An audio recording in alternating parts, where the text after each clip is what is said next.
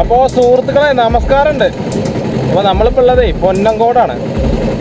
അപ്പോൾ ഇവിടെ പള്ളിയിൽ കുർബാനുണ്ട്. അപ്പോൾ നമ്മൾ സിസ്റ്റർമാരെയും കൊണ്ട് വന്നിരിക്കുകയാണ്.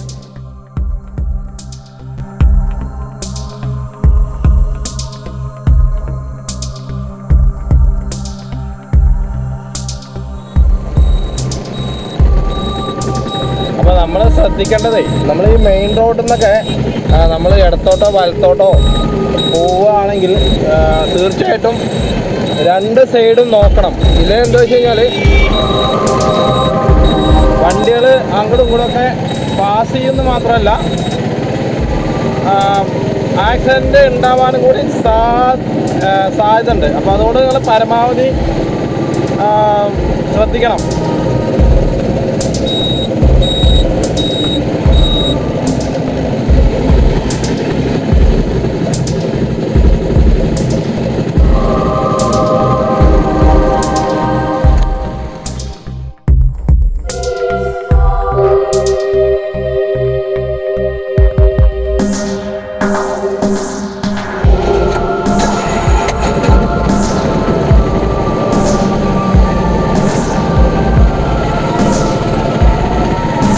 അപ്പോൾ ഇത് നമ്മുടെ പാലക്കാട് കോഴിക്കോട് ദേശീയ പാതയാണ്.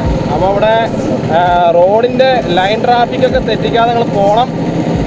പ്രധാനമായിട്ടും ലൈൻ ട്രാഫിക്ക് തെറ്റിച്ച് പോണ വാഹനം എന്ന് പറഞ്ഞാൽ നമ്മുടെ മുന്നിൽ പോണ KSRTC തന്നെയാണ്. എന്നാൽ കാറുകളും അങ്ങനെ പലവിധ വാഹനങ്ങളുണ്ട്. അതിലിപ്പോൾ ഓട്ടോറിക്ഷയുണ്ട്. അപ്പോൾ നമ്മൾ നേരെ ഉൾ റോഡിലേക്ക് കയറി. ഇത് നമ്മുടെ ശ്രീകൃഷ്ണപുരത്തേക്ക് പോണ റോഡാണ്. അത് എല്ലാവർക്കും അറിയണ്ടായിരിക്കാൻ ചാൻസ് ഉണ്ട് എന്ന് ഞാൻ വിചാരിക്കുന്നു. ശ്രീകൃഷ്ണപുരം, അയ്യപ്പക്കാവ്, കാരാകുറിശി, അതേപോലെ കോങ്ങാട്ടിക്ക് പോകണമെങ്കിലും ഈ റോഡിലൂടെ വന്നാൽ മതി. അപ്പോൾ എന്തായാലും റോഡിൽ നിങ്ങൾ മര്യാദയോടെ വാഹനം ഓടിക്കുക. നമുക്ക് അത് മാത്രമാണ് റോഡിലൂടെ പോകുമ്പോൾ പറയാൻ പറ്റിയ ഏറ്റവും നല്ലൊരു വാക്ക്. കാരണം മര്യാദപൂർവ്വം പോകുക പറഞ്ഞു കഴിഞ്ഞാൽ നമ്മൾ പിന്നെ മറ്റുള്ളവരെ ദ്രോഹിക്കാത്ത രീതിയിൽ നമ്മൾ പിന്നെ പോകണം, വാഹനം ഓടിക്കണം. അതേപോലെ തന്നെ എന്താ പറയുക, ശ്രദ്ധിച്ചിട്ട് പ്രത്യേകിച്ച് രണ്ട് സൈഡും നമ്മൾ ഇടതുവശവും വലതുവശവും അതേപോലെ ബാക്കും എല്ലാം നമ്മൾ ശ്രദ്ധിച്ചിട്ട് പോകണം. ഒരു ഡ്രൈവർ പറഞ്ഞു കഴിഞ്ഞാൽ കൈയും കാലും മനസ്സും കണ്ണും ഒക്കെ വേറെ വേറെ രീതിയിലാണ് ഒരു ഡ്രൈവർ എന്ന് പറഞ്ഞു കഴിഞ്ഞാൽ ഉപയോഗിക്കേണ്ട ഒരു വിധം. അപ്പോൾ പരമാവധി നല്ല ഒരു ഡ്രൈവർ ആവാൻ ശ്രമിക്കുക. നമ്മളിപ്പോൾ ആരും മോശമായിട്ട് ഡ്രൈവിംഗ് ചെയ്യും എന്നല്ല പറഞ്ഞത്.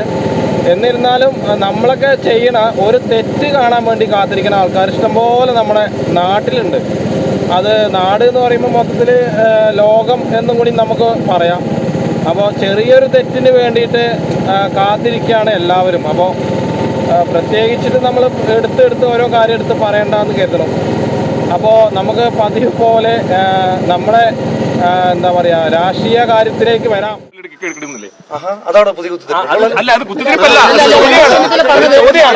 ഇനി ഇങ്ങനെ പറഞ്ഞിട്ടല്ലേ പഠിക്കുക. അപ്പോൾ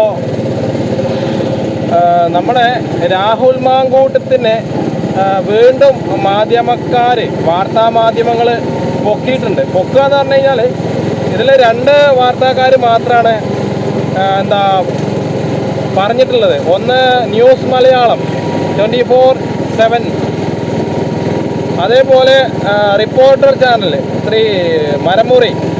അപ്പോൾ ഇവർ ശരിക്കും പറയുകയാണെങ്കിൽ ഇവരെ ചാനൽ തന്നെ പ്രവർത്തിക്കുന്നത് സർക്കാരിന് എതിരായിട്ട്, സർക്കാരിൻ്റെ അതായത് എല്ലാ കാര്യങ്ങളും മറച്ചു വെക്കാൻ വേണ്ടിയിട്ടുള്ളൊരു വിദ്യയാണ് ഇപ്പോൾ രണ്ട് ചാനൽ. അപ്പോൾ ഇവർക്ക് ഇതിനേക്കാൾ നല്ലത് വേറെ വല്ല പണിക്ക് പോവുകയാണ് നല്ലത്. വേറെ വല്ല പണി എന്ന് പറഞ്ഞാൽ നമ്മൾ ഇപ്പോൾ എന്താണോ മനസ്സിൽ കരുതി ആ പണി തന്നെ ആയിരിക്കാം. കാരണം ഒരാളെ ഇല്ലാതാക്കിയിട്ട് വേണോ മറ്റൊരു അല്ലെങ്കിൽ പാർട്ടിയെ വളർത്താൻ? അല്ല, അറിയാൻ ചോദിക്കാം. നമുക്കിപ്പോൾ ഒന്നും ഉണ്ടായിട്ട് പറയല്ല. പക്ഷേ ഇവർ എന്ത് ചെയ്തു? ഇപ്പോൾ ഈ 9 വർഷക്കാലം വരെ ഇവർ നമ്മുടെ ജനങ്ങൾക്ക് വേണ്ടിയിട്ട് ഇവർ എന്ത് ഉണ്ടാക്കിയത്? കാരണം നമുക്കിനി ഓരോ കാര്യങ്ങൾ എടുത്തു പറയേണ്ട ആവശ്യമില്ല. ഓരോന്നോരോന്ന് പറയുകയാണെങ്കിൽ അത് നമുക്ക് പറയാനേ നേരം ഉണ്ടാവുള്ളൂ. പക്ഷെ അവരത് കേൾക്കില്ല, കാണില്ല. അപ്പോൾ എന്താണ് പറയാൻ ഉള്ളത്? കാരണം കോൺഗ്രസിനെ തളർത്തുക, കോൺഗ്രസിനെ പരമാവധി ജനങ്ങളെ മുന്നിൽ നിന്ന് ഒഴിവാക്കുക, എന്നിട്ട് അവരാണ് തെറ്റ് ചെയ്തത് എന്നൊക്കെ പറഞ്ഞിട്ട്, അതായത് ഇപ്പോൾ ഞാൻ വേറൊന്ന് പറഞ്ഞിട്ട്, അപ്പോൾ നമ്മുടെ അല്ല കേട്ടോ, മുകേഷ് MLA ആയിരിക്കുമ്പോൾ ഒരു സ്ത്രീയെ കടന്നു പിടിക്കുക എന്തൊക്കെ വേണ്ടതെന്തൊക്കെ ചെയ്തിട്ടുണ്ട്. അപ്പോൾ അതിന് കുറ്റപത്രം സമർപ്പിച്ചിട്ട് പോലും നമ്മുടെ പിണറായി സർക്കാരിൻ്റെ പോലീസ് കേസെടുത്തിട്ടില്ല. എന്നിട്ടാണ് ഇവർ മറ്റുള്ളവരെ ചെയ്യാൻ പോണത്. അപ്പോൾ നിങ്ങളൊന്ന് ചിന്തിക്കണം, ഇവർ എന്തിനു വേണ്ടിയിട്ടാണ് ആർക്ക് വേണ്ടിയിട്ടാണ് എന്നൊന്നും നമ്മൾ അന്വേഷിക്കേണ്ട കാര്യമില്ല. പക്ഷേ ഇവരത് പറയുമ്പോൾ നമ്മളത് പറയാതിരിക്കാൻ വേറെ നിവൃത്തിയില്ലല്ലോ. അപ്പോൾ ഈ ന്യൂസ് മലയാളം അല്ലെങ്കിൽ 24 എന്ന് പറയുമ്പോൾ ഇവർക്ക് ഇതന്നെയാണ് പണി. കാരണം ഇവരെ പിന്നിൽ വേറെ ആൾക്കാരുണ്ട്. കാരണം ഇവർക്ക് ഇടതുപക്ഷത്തെ പിണറായി സർക്കാരിനെ കൊട്ടിഘോഷിപ്പിക്കണം എന്തിനോ വെച്ച് കഴിഞ്ഞാൽ മരം മുറി, അത് പറയുമ്പോൾ നാക്ക് ഉളുക്കുകയാണ്. അപ്പോൾ മരമുറി ചാനലുകാരെ ആൻഡ് ഓഗസ്റ്റിൻ തമ്മിലുള്ള ഒരു ബന്ധമുണ്ട്.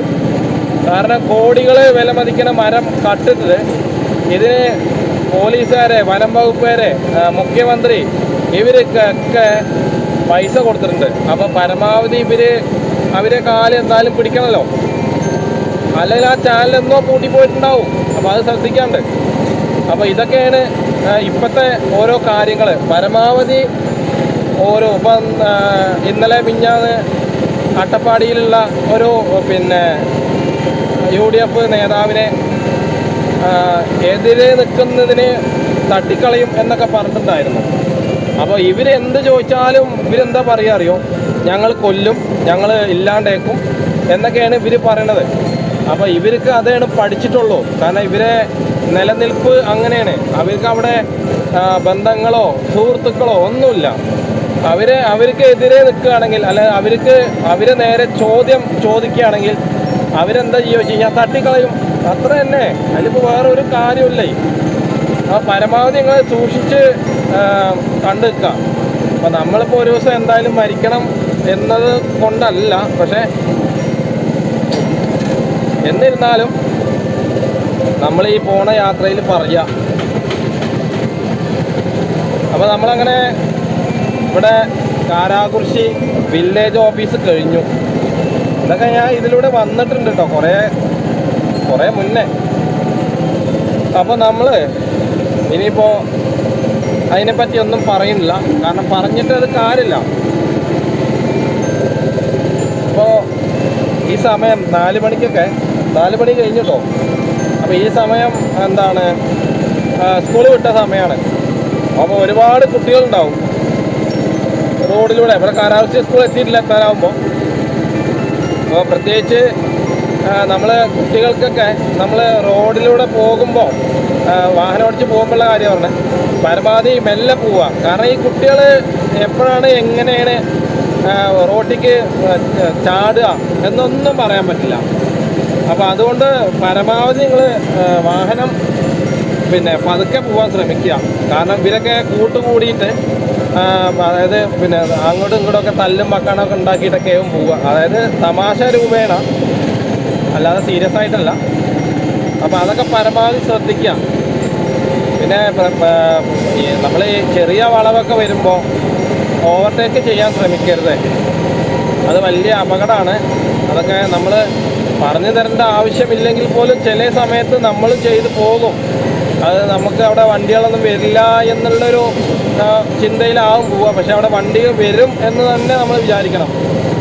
അപ്പോൾ അത് കഴിഞ്ഞാൽ പിന്നെ നമുക്ക് എങ്ങനെ വേണമെങ്കിലും പോവാം.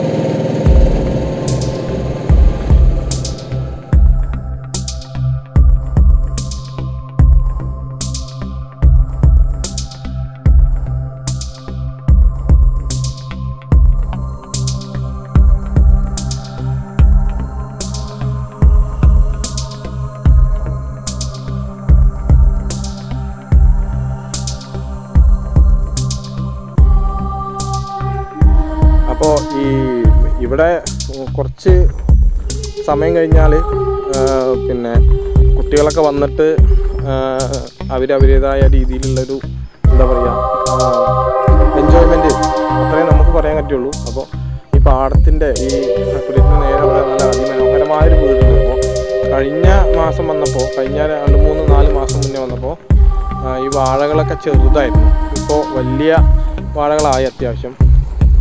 അപ്പോൾ